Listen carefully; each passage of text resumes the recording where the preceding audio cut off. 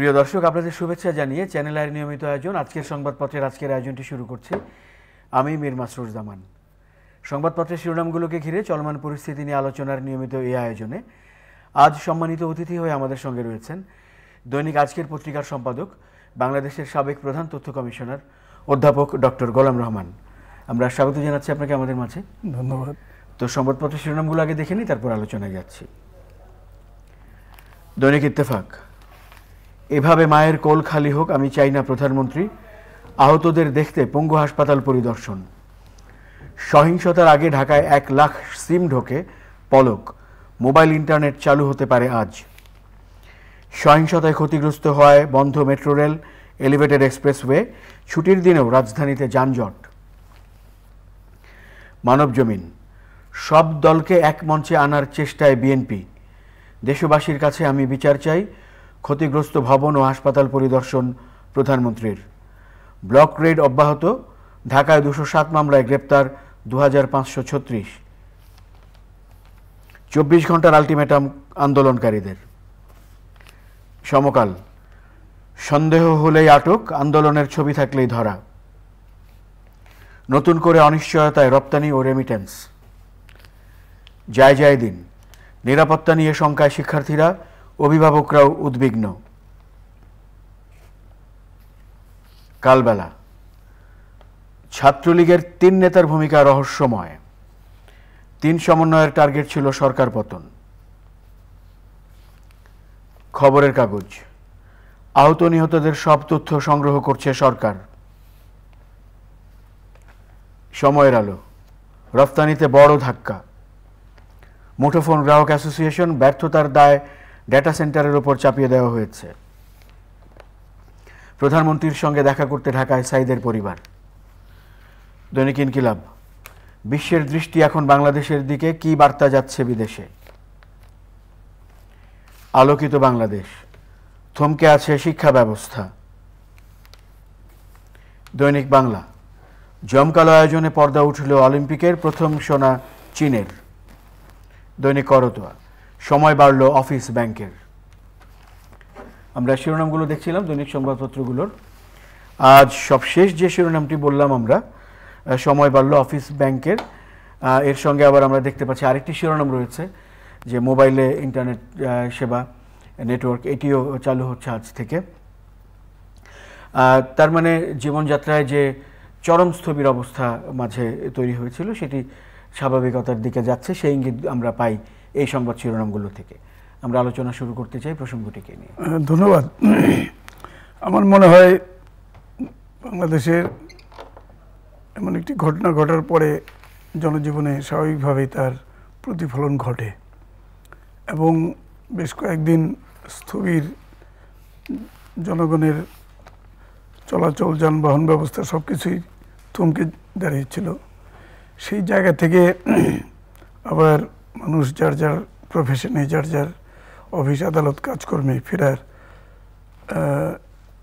সুযোগ পাচ্ছে। আমি বলবো সুযোগ পাচ্ছে এই অর্থে যে আমরা তো কেউ এই স্থবির অবস্থা চাই না। আমাদের তো জীবনযাত্রার গতিময়তা আছে। আমাদের জীবনযাত্রায় যে গতিময়তার মাধ্যমে বাংলাদেশ আজকে বিশ্বের বুকে বড় ধরনের একটি ভূমিকা পালন করে যাচ্ছে, যে নাম সুনামের একটি প্রতিচ্ছবি বাংলাদেশ তৈরি করেছে। প্রায় 5 দশক পরে, মুক্তিযুদ্ধের পরে, স্বাধীনতার পরে 5 দশক পরেও আজকে বাংলাদেশকে বিশ্ববাসী আলাদা নামে চিনে, নতুনভাবে জানে। তো এই পরিস্থিতি, পরিবেশ হঠাৎ করে থমকে গিয়েছিল, যে কারণে আমরা সবাই জানি এবং দেশবাসীর কাছে খুব অপ্রত্যাশিত হলেও এই দুঃখময় বেদনাদায়ক ঘটনা ঘটেছে। অনেক লোকের প্রাণ দিতে হয়েছে। এখন এই অবস্থা থেকে ঘুরে দাঁড়ানোর যে অবস্থাটি, সেখানে বিশেষ করে ব্যবসায়ী মহল, যারা ব্যবসা বাণিজ্য শুধু করেন তাই নয়, ব্যবসা বাণিজ্যের সাথে সাথে সাধারণ মানুষের জীবন জীবিকা, সাধারণ মানুষের জীবন আচরণ সব কিছু কিন্তু নির্ভর করে। এখন যে কোনো দেশে নানান ধরনের সমস্যা মুখোমুখি হতে পারে। যে কোনো দেশে যে কোনো সময়ে প্রাকৃতিক দুর্যোগ যেমন অনিবার্যভাবে হয় আমরা জানি, রাজনৈতিক দুর্যোগও কোনো কোনো দেশে কোনো কোনো সময় হয়। তবে নিশ্চয়ই মানুষ তার জীবন জীবিকার জন্যে এক ধরনের প্রস্তুত থাকে, এক ধরনের চিন্তা ভাবনা থাকে। যদি আমাদের জীবনযাত্রায় এমন হতো যে খুব শীত বেড়ে গেছে, শীতে মানুষ কাবু হচ্ছে, তার জন্য এক ধরনের প্রস্তুতি থাকে। কিংবা খুব বৃষ্টি, খুব বর্ষা এবং বৃষ্টির কারণে জীবনযাত্রা ব্যাহত হচ্ছে, সুতরাং বৃষ্টি কমে গেলেই হয়তো পানির কিংবা বন্যার কিংবা ঢল কিংবা প্লাবনের যে আশঙ্কা থাকে সেগুলি কমে যাবে। তো সুতরাং এক ধরনের প্রস্তুতি থাকে, কোথাও কোথাও কখনো কখনো প্রস্তুতি না থাকলেও পরবর্তী সময়ে দ্রুত একটা ব্যবস্থার মধ্য দিয়ে আবার বাংলাদেশের মানুষ তার নিজের জায়গায় ফিরে যায়, নিজের পেশায়, নিজের কাজকর্মে, ব্যবসা বাণিজ্যে মানে আবার নতুন করে শুরু করে। ঠিক সেই রকম আমাদের এই বিভিন্ন সময়ে আমরা যেভাবে দেখেছি, আমাদের তো নানান ধরনের রাজনৈতিক টালমাটাল অবস্থা গেছে, বিভিন্ন ধরনের প্রাকৃতিক দুর্যোগ গেছে, কিন্তু বাংলার মানুষ কিন্তু ঘুরে দাঁড়িয়েছে, ঘুরে আবার নিজেদের জায়গা থেকে নিজেরা আবার কাজকর্ম শুরু করেছে। আমার মনে হয় আমাদের এই যে সাম্প্রতিক ঘটনা ঘটে গেল, এই ঘটনার পরে ঠিকই যার যার পেশার মানুষ যার যার ব্যবসা বাণিজ্যের জায়গায় আবার নতুন করে তারা কাজ শুরু করেছেন। এবং ইতিমধ্যে আমরা লক্ষ্য করেছি যে ঢাকা শহরে যানবাহনের যে ভিড় ভাট্টা একই সাথে শিরোনামও রয়েছে, ছুটির দিনেও ছুটির দিনে যানজট হয়েছে। সুতরাং এটা খুব মানে অস্বাভাবিক কিছু না, কিন্তু তারপরেও মানুষের জীবন জীবিকায় স্বাভাবিকতা ফিরে আসতে হবে, স্বাভাবিক জীবনযাপনে মানুষ অভ্যস্ত হবে, এটাই আমরা আশা করি। আরেকটি বড় শিরোনাম, আহতদের দেখতে পঙ্গু হাসপাতালে প্রধানমন্ত্রীর পরিদর্শন। এবং সেখানে তিনি একদিকে বলেছেন যে দেশের অর্থনীতিকে পঙ্গু করতে এই অবস্থা সৃষ্টি করা হয়েছে, আর বলেছেন যে এই যে যত মানুষের মৃত্যু হয়েছে, যত আহতের ঘটনা ঘটেছে, তিনি বলেছেন যে এই অবস্থা দেখতে চান না, এরকম সংবাদের মানে তার বক্তব্যের উদ্ধৃতি দেওয়া হয়েছে। অবশ্যই মানে প্রধানমন্ত্রী যারা আহত হয়েছেন তাদের অনেকেই হসপিটালে দেখতে গেছেন এবং যারা নিহত হয়েছেন তাদের প্রতি সমবেদনা জানিয়েছেন। এখন বিষয়টা হচ্ছে যে যে অনাকাঙ্ক্ষিত ঘটনা ঘটে গেছে, এখানে দুঃখ প্রকাশ করা ছাড়া তাদের পেছনে দাঁড়ানোর মতো যে মানসিক অবস্থাটা দেখিয়েছেন, আমি অন্তত পক্ষে মনে করি যে এই দুর্দিনে, এই দুঃসময়ে মাননীয় প্রধানমন্ত্রী হয়তো সঠিকভাবেই তার দায়িত্ব পালন করছেন এবং মানুষের সাথে, মানুষের মধ্যে ফিরে আসার যে বিষয়টি, সেটি আমার মনে হয় সবাইকেই মর্মপীড়ার সাথেও এক ধরনের ঘুরে দাঁড়ানোর কিংবা ফিরে দাঁড়ানোর প্রত্যয় হিসেবে কাজ করবে। কারণ মানুষকে তো বাঁচতে হবে, মানুষকে তো তার নৈমিত্তিক জীবনে ফিরতে হবে, সুতরাং এর বিকল্প তো আর কিছু নেই। তারপরেও যে ক্ষতি, যে লস কিংবা যে জীবন আজকে চলে গেছে, তাদের ফ্যামিলির, তাদের পরিবারের প্রতি সহানুভূতি, তাদের জীবনযাত্রার যেন চলতে পারে সেই ব্যবস্থা করার জন্যে আমাদের সবারই এক ধরনের ইতিবাচক চিন্তাভাবনা থাকা উচিত যে তাদের পাশে আমরা আছি, এরকম একটা অবস্থা সবারই জাতীয়ভাবে থাকা দরকার। কারণ আজকে এই ঘটনাকে কেন্দ্র করে একটার পর একটা, আরেকটার পর আর একটা ঘটনা ঘটে যাবে, এটা নিশ্চয়ই মানুষ প্রত্যাশা করে না। এবং দেশের মানুষ শান্তিতে থাকতে চায়, শান্তিপ্রিয় মানুষ শান্তিতে বসবাস করে তাদের জীবন জীবিকা নির্বাহ করতে চায়, এটাই খুব স্বাভাবিক।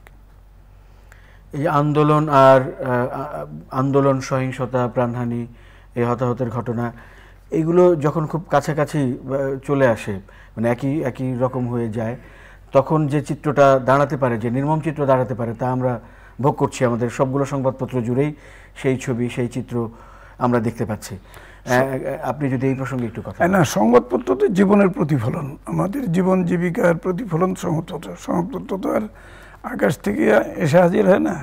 তবে বিভিন্ন রাজনৈতিক কারণে বিভিন্ন সময়ে আমরা দেখেছি যে সংবাদপত্র অনেক সময় তার স্বাধীনতা ভোগ করতে পারে না, অনেক সময় সংবাদপত্র ইচ্ছা মতো কথা বলতে পারে না, লিখতে পারে না ইত্যাদি। কিন্তু আমরা জানি যে আমাদের বর্তমানে গণমাধ্যমের স্বাধীনতা রয়েছে এবং গণমাধ্যমের স্বাধীনতা, তারা সাংবাদিকতার যে স্বাধীনতা ভোগ করার কথা সেটা ভোগ করে তারা সত্যিকারের সংবাদ পরিবেশন করবে এবং নির্মোহভাবে তারা সংবাদ পরিবেশন করবে। একই সাথে আমাদের দেশ একটি গণতান্ত্রিক ধারার দেশ। গণতন্ত্রকে যদি আমরা শ্রদ্ধার চোখে দেখতে চাই তাহলে নিশ্চয়ই জনগণের কথা, মানুষের কথা এবং প্রতিদিনের যে ঘটনা সেটা থেকে বেরিয়ে আসার কোনো সুযোগ নেই। এবং সেখানে স্বাভাবিকভাবেই মানুষের জীবনযাত্রা, মানুষের জীবনের মান, মানুষের ভালো মন্দ সব কিছু তাকে তুলে ধরতে হবে। আমাদের আইনের শাসন, আমাদের আইনের শাসনের নানান ধরনের বাধা বিপত্তি, নানান ধরনের প্রতিবন্ধকতা, এই সবই কিন্তু আমাদের সংবাদপত্রের আধেয়, আমাদের সংবাদপত্রের কন্টেন্ট। সুতরাং আজকে সংবাদপত্র যদি এখানে সঠিক তাদের দায়বদ্ধতা পালন না করতে পারে তাহলে কিন্তু আবার সংবাদপত্রকে একসময় কাঠ করে দাঁড়াতে হবে। এটা পরিষ্কার যে আজকে সংবাদপত্র যদি জনমানুষের কথা না বলে কিংবা গণতান্ত্রিকের অধিকার, গণতন্ত্র থাকার পরেও যদি গণতান্ত্রিক অধিকার সে ভোগ করতে না পারে তাহলে কিন্তু তাকে সেই কৈফিয়ত তাকে দিতে হবে। এবং সেখানে আজকে মানে মানুষের, আমরা শুধু খেয়ে পরে বেঁচে থাকি তা কিন্তু ঠিক নয়। খেয়ে পরে বাঁচার সাথে সাথে মানুষের মানসিক বিকাশ, গণতান্ত্রিক অধিকার ভোগ করার যে বড় ধরনের দায়, মানে বড় ধরনের মাত্রা, সেটাকে অবশ্যই উৎসাহের সাথে সংবেদনশীল দৃষ্টিভঙ্গিতে দেখতে হবে। কারণ একটি সভ্য সমাজ, একটি শিক্ষিত সমাজ, একটা নাগরিক সমাজের অন্যতম বাহন হচ্ছে সংবাদপত্র কিংবা গণমাধ্যম। সেখানে গণমাধ্যম সম্পর্কে খুব বেশি না বললেও অন্ততপক্ষে তার যে স্বাধীনতা ভোগ করার যে দায়বদ্ধতা কিংবা স্বাধীনতা ভোগ করার যে দায়িত্ব, সেটিকে আমরা আমাদের শ্রদ্ধার সাথে, সম্মানের সাথে দেখতে হবে। সেই দিক থেকে আমরা মনে হয় এই অন্ততপক্ষে আমাদের গণমাধ্যম জনগণের কথা বলবে, জনগণকে সত্যিকার অর্থে সত্যি তুলে ধরবে, এটি আমি প্রত্যাশা করব সবসময়। আপনি গণযোগাযোগ ও সাংবাদিকতার শিক্ষক এবং দেশের অন্যতম প্রধান যোগাযোগবিদ, সেই হিসেবে আপনাকে যদি আমরা এই প্রশ্নটি করি যে গণমাধ্যম যেমন সত্য প্রকাশের যেমন তাদের পেশাদারি, তো পাশাপাশি দায়িত্বশীল সাংবাদিকতা বলে আরেকটি বিষয় রয়েছে, পরিণতির কথা চিন্তা করে সাংবাদিকতা করা বা সত্য প্রকাশের দিকে কাজ করে যাওয়া। আপনি যদি এই প্রসঙ্গটিকে ঘিরে কথা বলেন। হ্যাঁ, আমি যে কথা বলছিলাম যে আমাদের সমাজের নানা ধরনের বিষয় যেগুলো আমাদের জীবনযাত্রাকে কোনো না কোনোভাবে প্রভাবিত করে কিংবা কোনো না কোনোভাবে আমাদের জীবনযাত্রায় অবদান রাখে, সেখানে সুশাসন যেমন প্রয়োজন, নাগরিক অধিকার যেমন রক্ষা করার প্রয়োজন, যেমন মানুষের মতো বেঁচে থাকার যে মিনিমাম ন্যূনতম চাহিদাগুলো সেগুলোকে যোগান দেওয়ার যে প্রয়োজন, এবং সেই সাথে সাথে মানুষের মানসিক বিকাশ এবং অবকাশ যাপনের সুযোগ সুবিধা সব কিছুকেই কিন্তু একই ধারায় আমি বলবো যে এগুলি যোগান দেওয়ারও দায়বদ্ধতা দেশের সমাজের এবং দেশের সরকারের। সেখানে আমরা দেখি যে অনেক সময় আমাদের তৃতীয় বিশ্বের দেশগুলো, বিশেষ করে উন্নয়নশীল দেশগুলোর মধ্যে দেখা যায় যে তারা এই সমস্ত অনেক কার্যক্রম থেকেই নিজেদেরকে বঞ্চিত করে কিংবা নিজেদেরকে প্রত্যাহার করে রাখে। অনেক সময় এটাও দেখা যায় যে কখনো কখনো বিশেষ করে কোনো গোষ্ঠীর হাতে বিষয়টা চলে যায়, কখনো কোনো শাসক গোষ্ঠীর কারণে এটা মানে মানুষের দুর্দশা নেমে আসে। অনেক সময় দেখা যায় যে এই নাগরিক অধিকারকে যদি সম্মান না জানানো হয় এবং বিশেষ করে মানুষের ভালো মন্দকে যদি বিবেচনা না করা যায় তাহলে একইভাবে মানুষ শুধু যে তার অধিকার থেকে বঞ্চিত হয় তাই না, আমার মনে হয় যে তখন তার অর্থ সম্পদ কিংবা তার যে সহায় সম্বল আছে সেটাও তাই কোনো প্রোটেকশন দেয় না কিংবা প্রতিকার দেয় না। একজন মানুষ তো শুধু খেয়ে পরে বেঁচে থাকে না। আমি যে কথাটা আগেও বলছিলাম যে তার বেঁচে থাকার মধ্যে মানসিক যে প্রবৃদ্ধি, মানসিক যে সমৃদ্ধি, মানসিক যে বিকাশ, সেগুলোকে অনেক বড়ভাবে দেখতে হয়।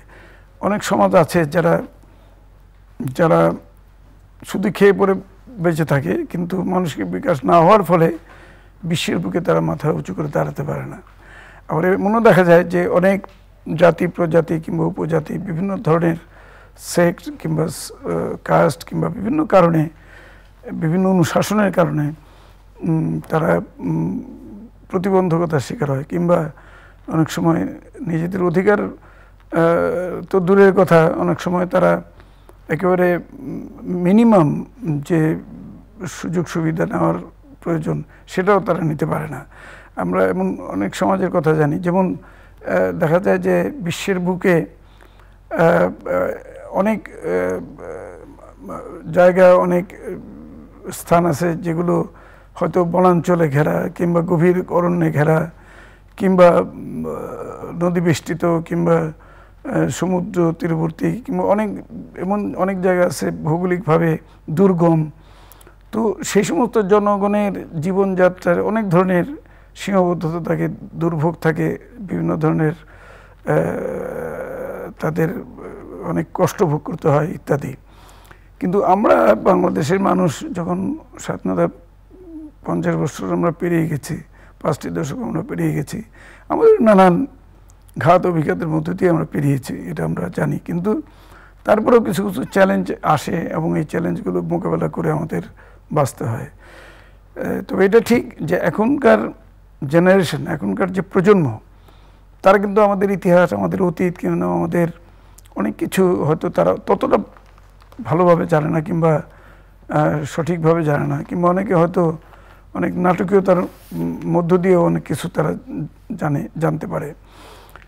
কিন্তু জীবনটা নাটকের চাইতে বড় নাটক হলেও তারপরেও যে অনেক বাস্তবতা আমরা মুখোমুখি হয়ে বেঁচে আছি, অনেক বাস্তবতাকে স্বীকার করে আমরা বেঁচে আছি, এটা কিন্তু বুঝতে হবে। আজকের প্রজন্ম তো অনেক ক্ষেত্রে তাদের জন্য এই সমস্ত ঘটনা, আজকের যে সমস্ত ঘটছে, সেগুলো তাদের কাছে অনেক ড্রামা। তাদের কাছে, অনেকের কাছে এটা যেমন তারা অনাকাঙ্ক্ষিত মনে করে, একই সাথে মনে করে যে এই নাটকীয় যে ঘটনাবলী ঘটছে এগুলো তারা অনেক বেশি রোমাঞ্চকর অভিজ্ঞতা তারা নিচ্ছে। আবার এমনও আছে যে অনেক প্রোপাগান্ডা, অনেক গুজব চালু আছে, এবং গুজব তো তখনই রটে যখন সংবাদ কিংবা তথ্যের অবাধ প্রবাহ না থাকে। যদি সংবাদ কিংবা তথ্যের অবাধ প্রবাহ কোনো না কোনোভাবে বিঘ্নিত হয়, তখন কিন্তু গুজবের সৃষ্টি হয়, তখন কিন্তু নানানভাবে মানুষের মধ্যে মুখরোচক কথার জন্ম নেয়। তো এই যে অবস্থার সৃষ্টি হয়, মুখরোচক কথার সৃষ্টি হয়, সেই সুযোগটি আমাদের সমাজে দেওয়া যাবে না। আমাদের তাতে হবে কি, যে আমাদের যে মুক্ত বুদ্ধির প্রকাশ কিংবা ফ্রি ফ্লো অফ ইনফরমেশনের যে দায়বদ্ধতা, যে তাগিদ, সেটাকে বজায় রাখতে হবে। আমাদের বুঝতে হবে যে আমাদের জীবনধারায়, আমাদের জীবন প্রণালীতে এই তথ্য প্রবাহের, অবাধ তথ্য প্রবাহের যে প্রয়োজনীয়তা, সেটাকে নির্বিঘ্নভাবে চলতে দিতে হবে। এখানে যে কোনো শক্তি কিংবা যে কোনো ধরনের প্রশাসন ব্যবস্থা হোক কিংবা বাইরের কোনো শক্তি হোক, এটা যদি কোনো না কোনোভাবে এখানে কিছু করতে চায় কিংবা এটাকে বাধাগ্রস্ত করতে চায়, সেটা আমাদের প্রতিহত করতে হবে। সুতরাং সেখানে এই অবাধ তথ্য প্রবাহের যাত্রাকে বিঘ্নিত করার কোনো সুযোগ নেই, এটা মনে রাখা দরকার। আপনি যে এরকম পরিস্থিতির কথা বলছিলেন, তার আলোকে আমরা দেখতে পাচ্ছি যে কিছু শিক্ষার্থীদেরও বরাত দিয়ে শিরোনাম আমরা দেখতে পাচ্ছি এরকম যে আন্দোলনের আরও তাদের অংশ আছে, সেগুলো চালিয়ে যাওয়ার মতো ঘোষণা তারা দিচ্ছেন। আবার সব দলকে এক মঞ্চে আনার চেষ্টায় বিএনপি, এমন শিরোনাম আমরা দেখতে পাচ্ছি। এখন আমার মনে হয় যে রাজনীতি তো মানুষের জীবনের অংশ, তো শেয়ার করা যাবে না এখন। এবং এটাও ঠিক যে দেশের রাজনীতি ঘটবে, দেশের যে ঘটনা প্রবাহ ঘটে, ঘটনার উপর ভিত্তি করেই তো রাজনীতি হয়, তাই না?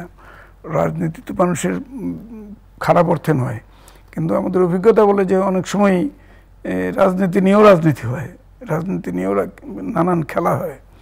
এখন সেইখানে নিশ্চয়ই করে ওই গুজব কিংবা আমাদের রাজনীতির নাম করে যেন অপরাজনীতি না হয়, যেন আমাদের অন্ততপক্ষে আমরা স্বাধীন সার্বভৌম দেশের নাগরিক হিসেবে আমাদের নাগরিক সত্তা বজায় থাকে, আমরা যেন ভুলে না যাই যে আমাদের দায়বদ্ধতা আছে, আমাদের যে প্রজন্ম, আমাদের পরবর্তী প্রজন্ম, তাদের প্রতি আমাদের দায়বদ্ধতা আছে। সুতরাং আজকে যদি আমরা আমাদের সিদ্ধান্ত গ্রহণে ভুল করি, আমাদের জীবন প্রণালী সেখানে বাধাগ্রস্ত হবে, কোনো প্রভাবিত হবে। একই সাথে ইতিহাস থেকে আমাদের শিক্ষা নেওয়ার প্রয়োজন আছে। সুতরাং ইতিহাস ঘুরে ফিরে পুনরাবৃত্তি ঘটে, হয়তো একইভাবে ঘটে না, কিন্তু কোনো না কোনোভাবে কিন্তু ঘটে। এই যে ঘটনা বলি, সেগুলোকে আমাদের মাথায় রাখতে হবে। আমাদের জীবনের অভিজ্ঞতার আলোকে, আমাদের সারা বিশ্বের ঘটনাবলীর আলোকে মনে করতে হবে যে অনেক দেশ, অনেক ঘটনাবলী শুধু নয়, হিংসা, প্রতিহিংসা, নানা ধরনের অপশক্তির প্রভাব, এগুলো মুখোমুখি হয়ে মোকাবেলা করেই কিন্তু তাদের জীবনযাত্রা ব্যাহত রেখেছে। তো সুতরাং আমাদের এই অভিজ্ঞতাকে এমনভাবে নিতে হবে যে অন্তত আমাদের জীবনযাত্রা, জীবন প্রণালী কিংবা আমাদের জয়যাত্রা অব্যাহত রাখার জন্যই হয়তো আমাদের প্রয়োজন আছে। সুতরাং শুধু বেঁচে থাকা তো লক্ষ্য নয়, মানুষের মতো বেঁচে থাকতে হবে। তো সেসব দিক থেকে আমার বিশ্বাস যে নিশ্চয়ই আমাদের নতুন প্রজন্ম কিংবা ইয়ং যারা, তারা অবশ্যই ভুল করবে না, তারা অবশ্যই তাদের জীবনের মানে বোঝে, তারা জীবনকে অনেক বেশি গভীরভাবে দেখার চেষ্টা করে, তারা অনেক বেশি আধুনিক, অনেক বেশি বিশ্বের অভিজ্ঞতা তাদের কাছে আছে। এবং এই যে বিশ্বের নানা রকম অভিজ্ঞতা তাকে যে অনেক বেশি জ্ঞানী করে তুলছে, অনেক বেশি এনরিচ করছে, এই এনরিচমেন্টটা তাদের স্বীকার করে নিয়েই তাদেরকে এগোতে হবে। এবং আজকে তো এই দুনিয়ায় আমরা তো কোনো বাধা প্রাচীর দিয়ে বাধা না, আমাদের কিন্তু ফ্রি ফ্লো অফ ইনফরমেশনের সাথে সাথে free flow of knowledge, free flow of যে ফ্রিডম, এটা কিন্তু বজায় আছে। সুতরাং আমরা যে কোনোভাবেই হোক, আমরা কিন্তু বিশ্বের অভিজ্ঞতা যেমন আমরা অর্জন করতে পারি, একই সাথে আমাদের অভিজ্ঞতা বিশ্ব অর্জন নিতে পারে তারা। সুতরাং অনেক ক্ষেত্রেই অনেক জাতি, অনেক দেশ, তারা আমাদের হয়তো জ্ঞান বৃদ্ধির বিবেচনায়, জ্ঞান বুদ্ধি বিকাশের বিবেচনায় তারা হয়তো অবদান রাখবেন। একই সাথে আমাদের তরুণরা, আমাদের প্রজন্ম, আমাদের শক্তি নিশ্চয়ই বিশ্বের বিভিন্ন কার্যক্রমে অংশগ্রহণ করে তাদের জন্য অবদান রাখবেন। সুতরাং যে আজকের যে একটা ওপেন সোসাইটি, ওপেন ওয়ার্ল্ড, এবং সেখানে শুধু তৃতীয় বিশ্ব বললেই শেষ হয়ে যাবে না, কারণ অন্যান্য বিশ্ব একই সাথে সমবিব্যাহারেই চলছে, একই তাল মিলেই চলছে। এখন সেই জন্যে অনেকের হয়তো তাদের রিসোর্স, তাদের রিসোর্স মোবিলাইজেশনের যে ফিলোসফি কিংবা পলিটিক্যাল আইডিওলজি, তার তারতম্য থাকতে পারে। ধনতান্ত্রিক দেশ, সমাজতান্ত্রিক দেশ, নানান ধরনের বিকাশমান দেশ, নানান রকমভাবে হয়তো পুঁজির বন্টন হবে নানানভাবে, কিন্তু তার মধ্যে যে একটা র্যাশনালিটি কিংবা এক ধরনের যৌক্তিকতা, এই যৌক্তিকতার বিবেচনাটা রাখতে হবে। অনেক ধন্যবাদ থাকতে হবে অধ্যাপক ডক্টর গোলাম রহমান আজকে আমাদেরকে সময় দেওয়ার জন্য। প্রিয় দর্শক, আপনাদেরও ধন্যবাদ সঙ্গে থাকার জন্য। চ্যানেল আইয়ের নিয়মিত আয়োজন আজকের সংবাদপত্রের আজকের আয়োজনটা এই পর্যন্তই। ভালো থাকবেন সবাই, শুভরাত্রি।